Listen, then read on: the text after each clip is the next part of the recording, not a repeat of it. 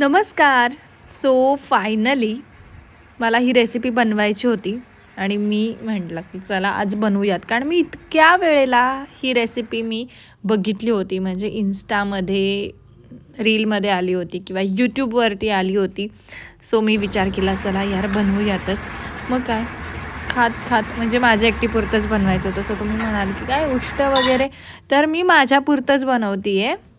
So मीच खाणार आहे ना. सो पुदिन्याचा तर मला वास खूप आवडतो आणि मला पुदिना स्पेशली खूप आवडतो. तो डायजेशनसाठी खूप चांगला आहे. सो मी पहिल्यांदा दही छान फेटून घेत होते, क्रीमी बनवत होते. मग सगळ्या व्हेजेस कापून घेतल्या, त्या त्याच्यामध्ये घातल्या आणि छान असे खूप असं स्पायसी काही न करता हे जेवण बनवत होते. असं म्हणतात ना आपल्याकडे आता फॅन्सी फूड टाईपमध्ये.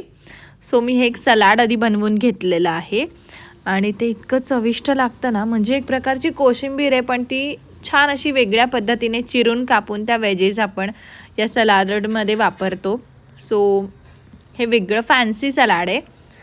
त्याच्यानंतर मी आपलं पनीर घेतलेलं आहे. पनीरला मी छान काय लावलेलं आहे.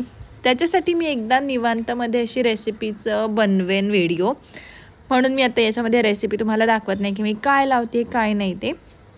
बट तुम्ही याच्यामध्ये बघू शकता मी काय कसं करते ते.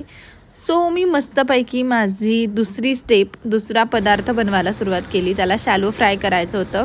सो थोडंसं तेल घातलेलं आहे आणि मग त्याच्यावरती मी शॅलो फ्राय करते. खूप तेल मला तसंही आवडत नाही, म्हणून मग थोडंसंच तेल. त्याच्यामध्ये छान हा पनीर असं मी शॅलो फ्राय करते आहे.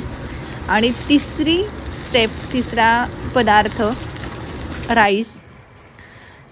सो ही अशी माझी रेसिपी ऑलमोस्ट डन आहे. खूप सारी मेहनत घ्यावी लागली याच्यासाठी, ठीक आहे.